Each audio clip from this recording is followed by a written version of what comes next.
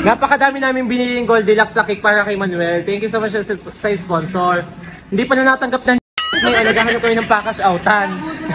Nabudol pa magtitinda ng Goldilocks, yun niya. Ngayon, pila kami ngayon kung paano magka-cash out at saan kami kukuha ng perang pambayad. Pahirap sa buhay namin si Manuel. Sige, mapakita ko sa inyo yung napakadaming cake ha. Guys, ang daming cake, napakadaming cake. Wala naman palang pambayad na cash.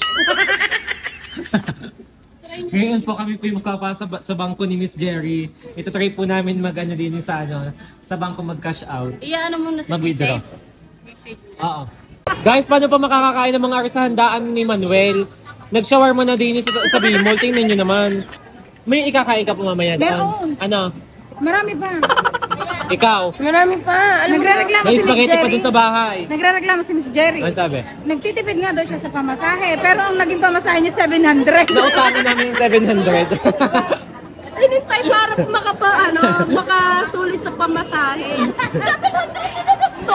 35 lang na menos. Sila po talaga yung bawal sila magutom guys. Hindi po sila pwedeng malibanan ng pagkain. Kaya naman bumili sila ng ng shawarma guys.